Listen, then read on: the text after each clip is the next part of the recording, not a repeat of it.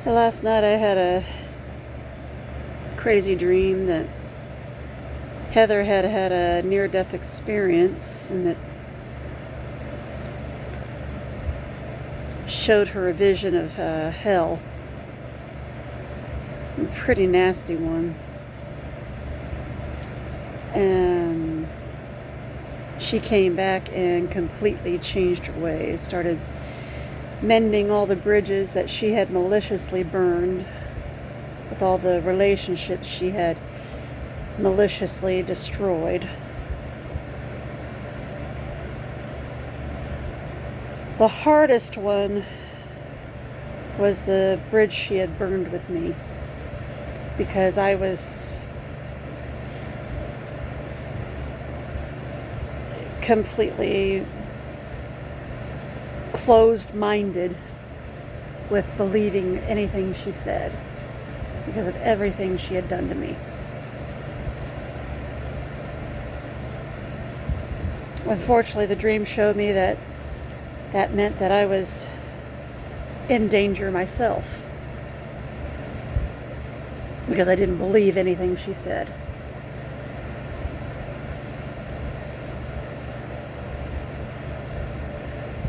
After all of her videos of calling me crazy and unstable, painting me in terrible lights, and making up all of her terrible, untrue stories about me to people,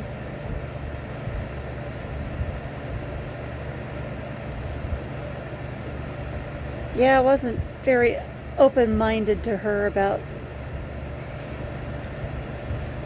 showing remorse about everything she'd done in the dream. I mean, this was all dream. I didn't believe it was true. And unfortunately, this put me in danger. Eventually, in the dream, it took my daughters swallowing their pride and both coming to me and telling me their aunt was being truthful.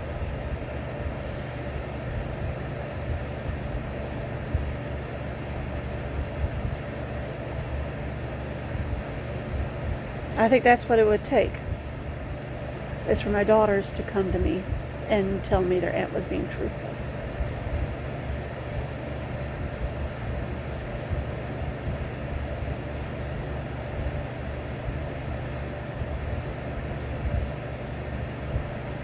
Not only my younger daughter, but also my older daughter. I think that's what it would take.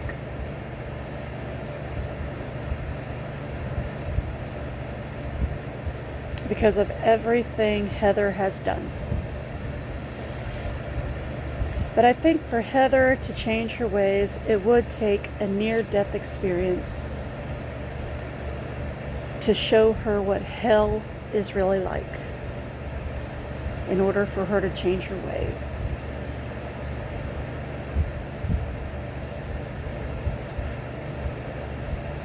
I know what heaven is like, because I've had a near-death experience, and I know what's waiting for me.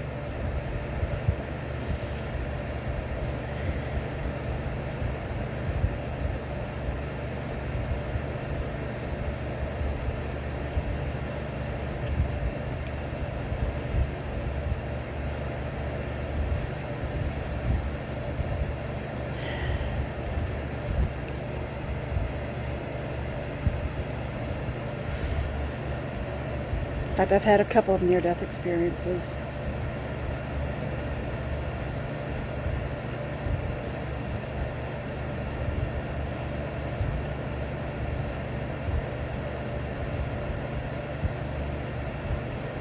And that's why I don't fear death.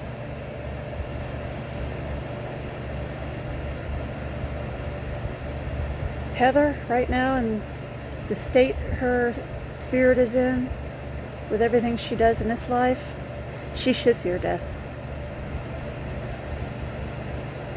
Because she's not in a good state.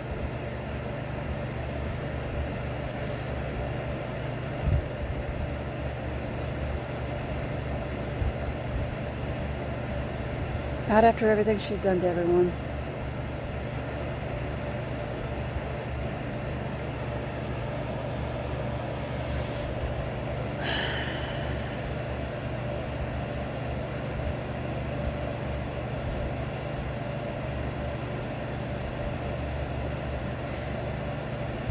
As for her not believing my dreams and everything, well, as Jesus said, prophets are the least welcome in their own home.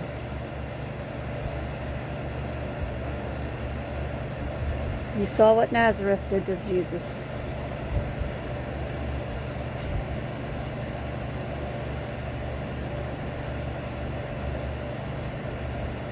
And that's why he shook the dust of Nazareth off his feet and never went back.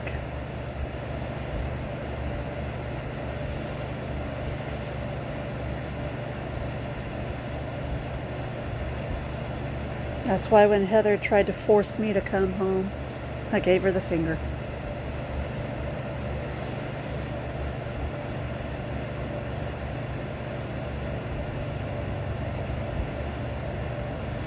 I shook the dust of Logansport off and left and said nope.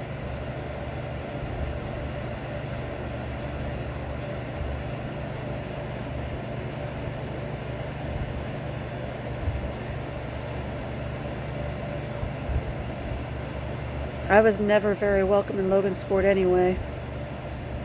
I was treated poorly by my classmates, by my family, by my teachers. I had a horrific childhood. I was never very happy there.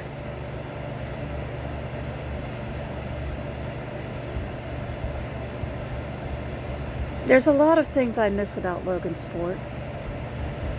I miss the woods. I miss the water. I miss the food. But the people, I really don't miss.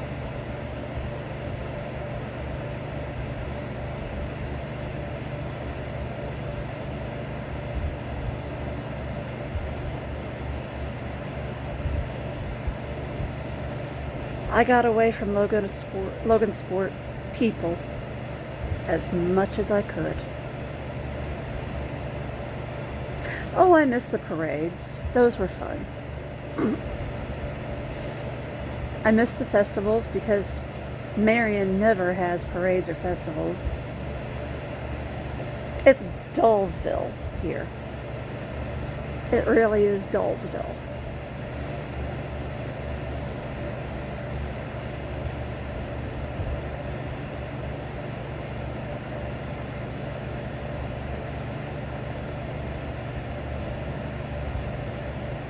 You have to go out of town to find anything to do.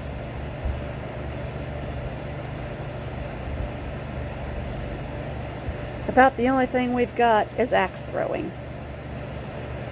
And with the way my shoulders are, I can't do that. I injured one in a skiing accident when I was 16, and I injured the other one last year tripping over boxes. Yeah. Wound up with a frozen shoulder, which I had to work out myself.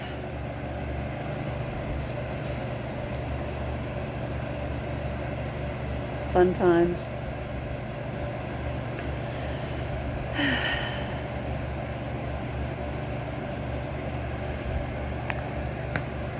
Well, that was nice.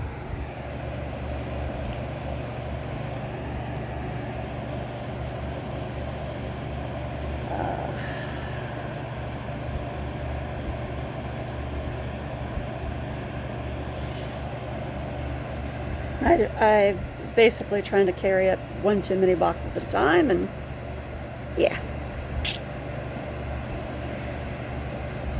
Forgot I'm not as young as I used to be.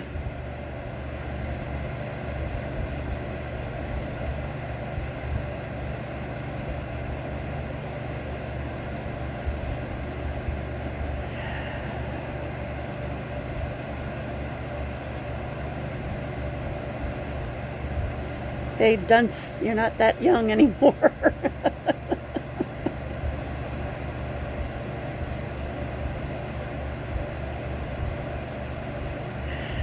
Uh,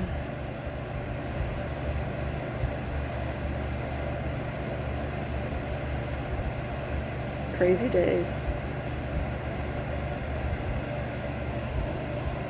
Oh, that didn't come out too well right there. Got a bulge in my braid.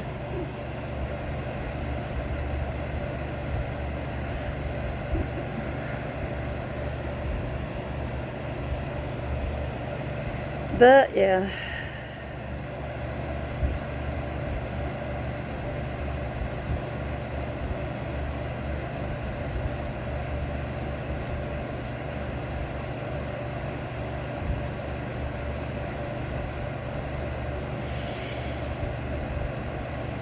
These dreams sometimes are spooky as shit for me.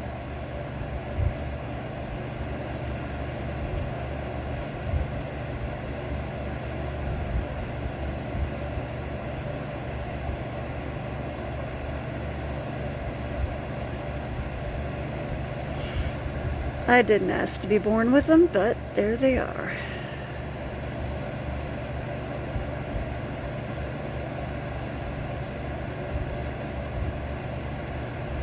It is what it is.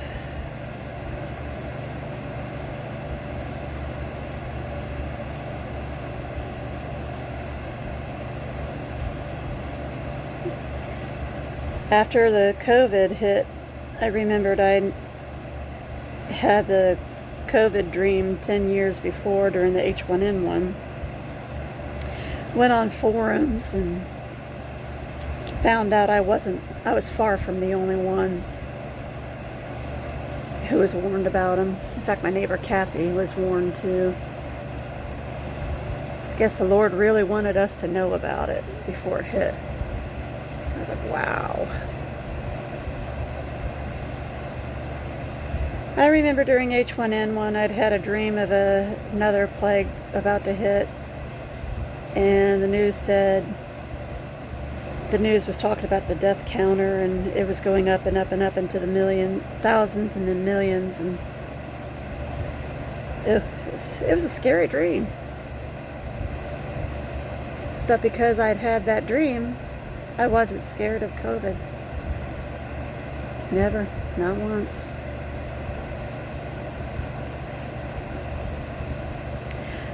I got it once in December of 19,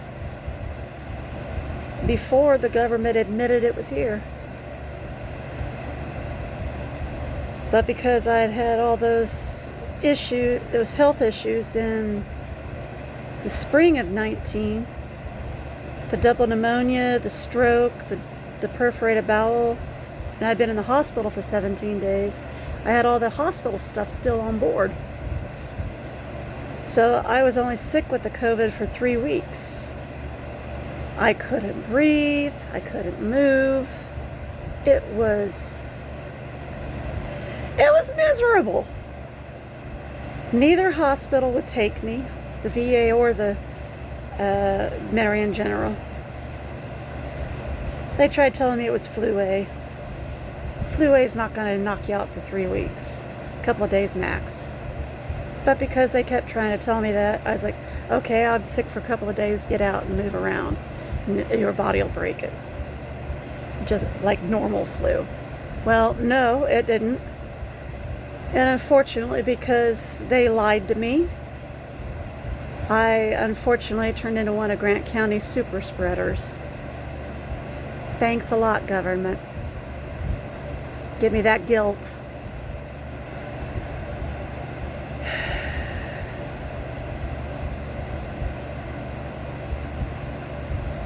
But we got through it. We all got through it. Maybe it's because I got out and about and moved my body around that I was able to kick it so fast. And because I had all that hospital stuff still on board. The Lord put me through one hell of a medical boot camp, if you will.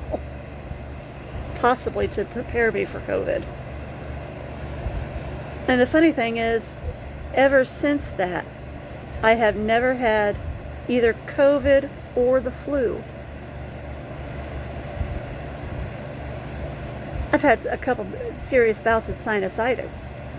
In fact, it was one of those bouts of sinusitis that took me to Dr. Gillum, and it was Dr. Peel that found out that I had the broken nose because of the serious sinusitis. And that's when Heather threw her tantrum and told me that, and told me through YouTube, I didn't do it, I was only 7 years old. And that finally told me when it happened. She was 7, I was 14. Because I didn't remember when it was broken. So it's because of Heather's temper tantrum that I was able to put a time mark on when my nose was broken. Thank you, Heather.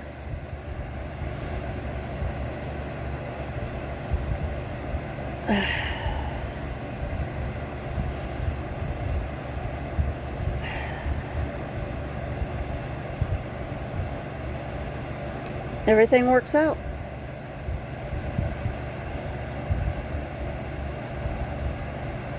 Heather's tantrum sometimes comes in handy.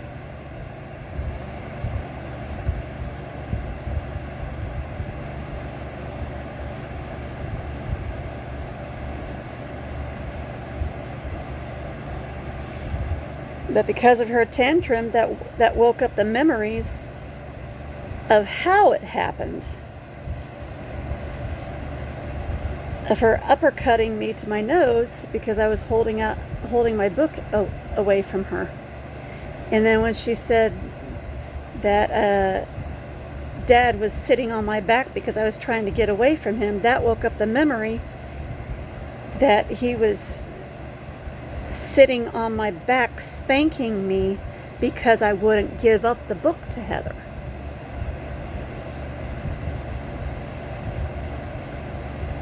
I mean, Heather tries to make things sound worse than they really were. Heather tries to make me sound worse than I really was in order to make herself look good. And then that wakes up the true memory as to what really happened. It happens every time.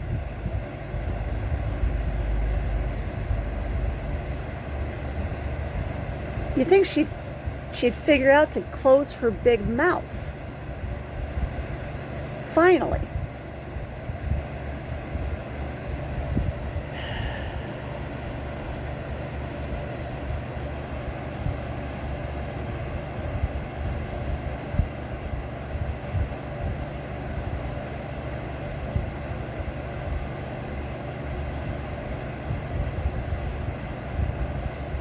And to be honest, my dad sitting on my back was a memory I didn't want.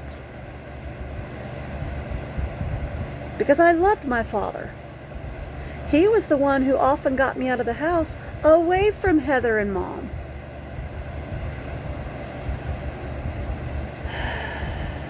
We go for long rides. He was the one who took me to Civic Players all the time to get me away from them.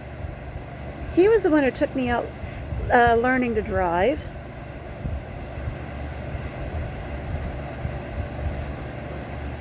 He was the one who needed a break from them as much as I did.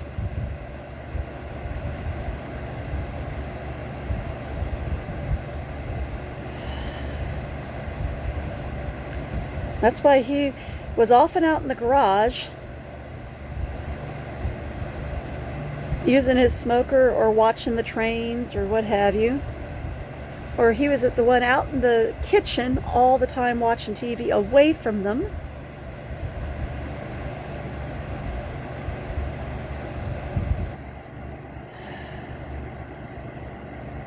While I was out on my bike all the time. Or out with Daniel or at work.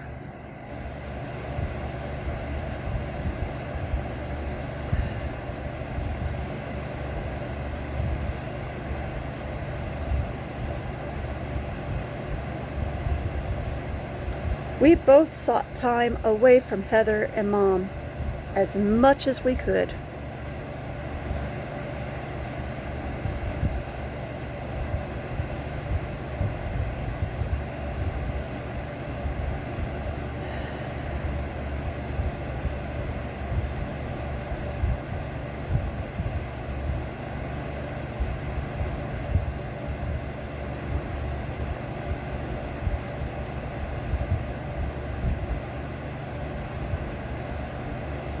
When I was home, I was usually up in my room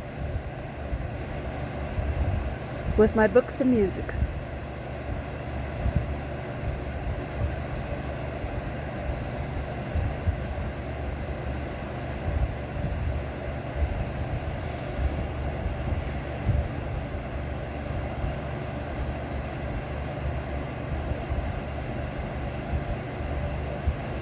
I usually did not watch TV unless I was home alone in the morning when I wasn't doing assigned housework,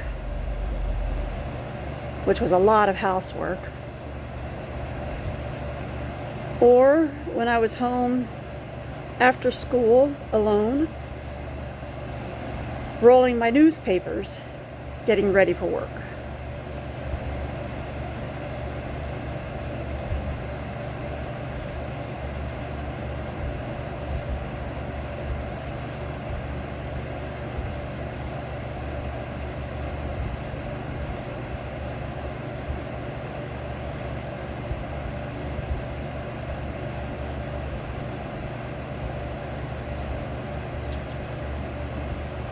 And then it was usually Thundercats, He-Man, and She-Ra.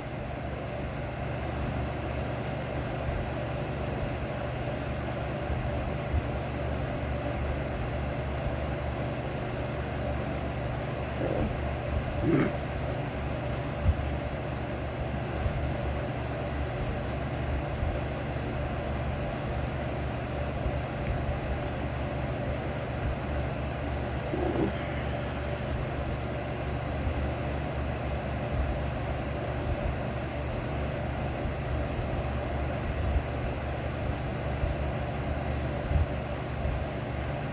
I hate the fact that Heather woke up that memory.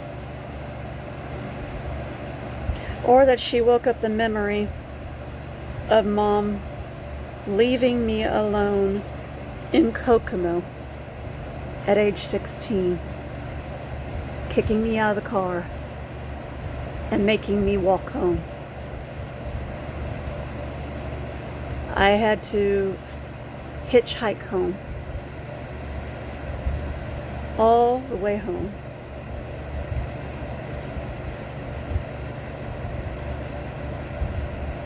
Dangerous as hell, but I made it home. And Mom came home and asked me, "How'd you get home?"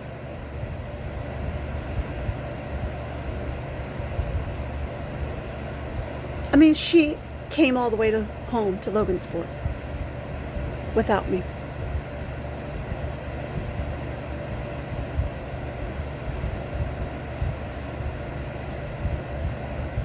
Kicked me out in Kokomo, came home to Logansport. And that tells you what kind of a childhood I had.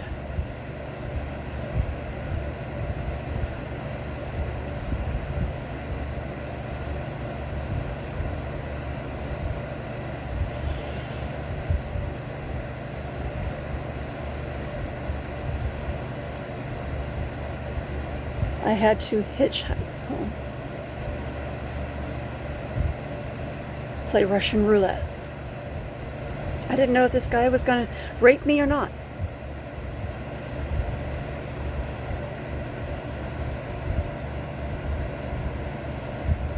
And Mom and Dad are lucky that they didn't call the police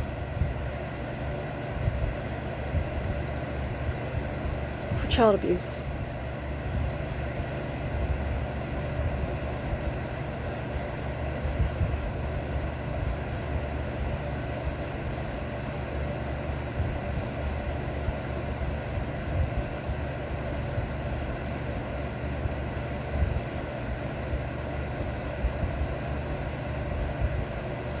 My nightmare could have been over right then and there.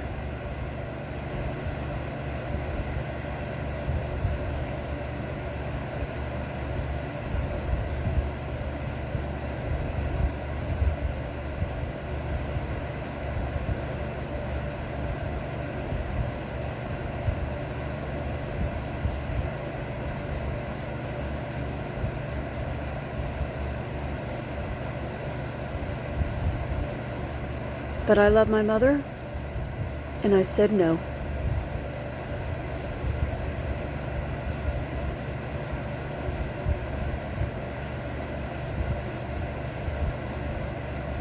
I was still the dutiful daughter, and I said no.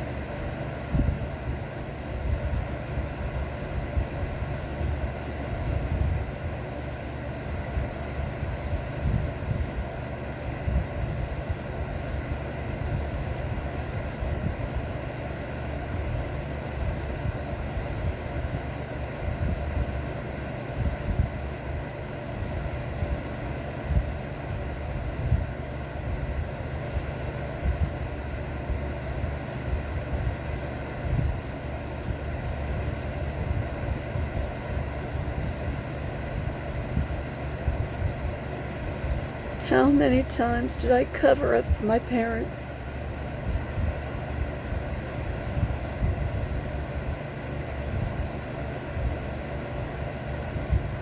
And that led me to a life of covering up for Lamont.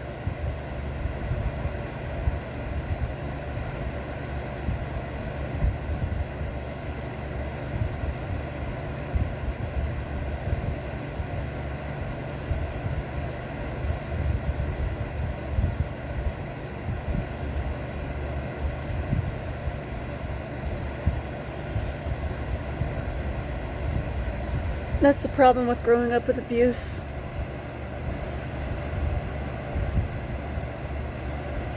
You cover up for your abusers.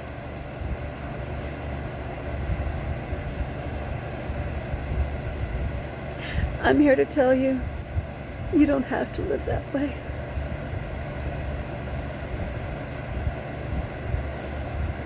You don't have to cover up for your abusers.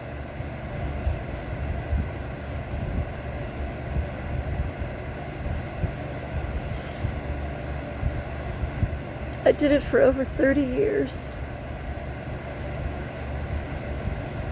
And it nearly killed me.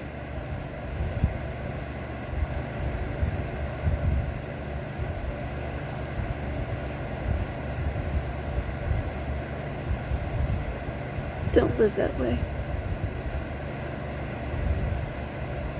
That's why I don't cover up for Heather anymore. And she calls me crazy and unstable because I won't cover up for her anymore.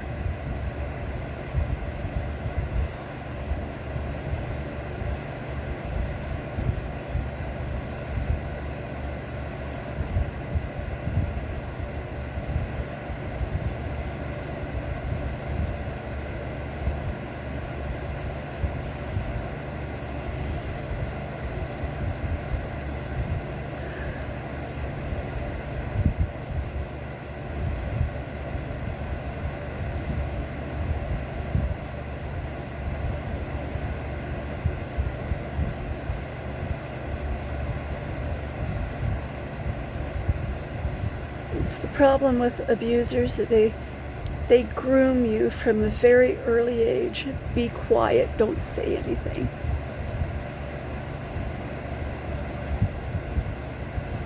So that they can continue to hurt you.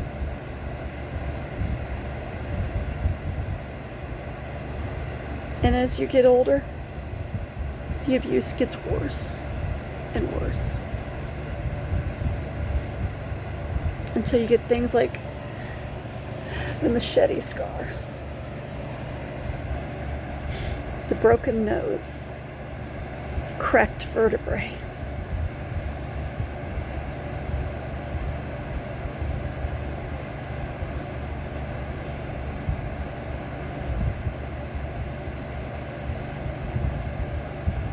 A stroke.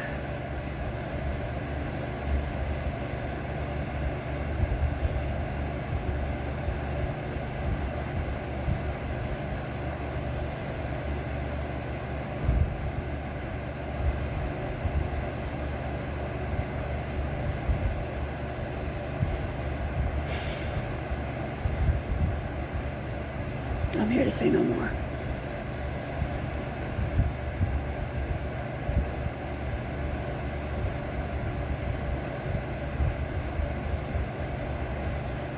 No more threats. No more blackmail. No more usury. I'm done with it all. No more abandonment.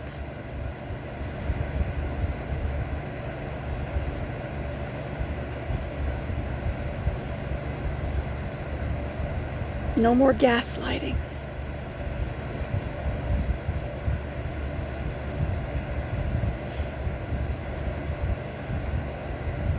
No more accusations.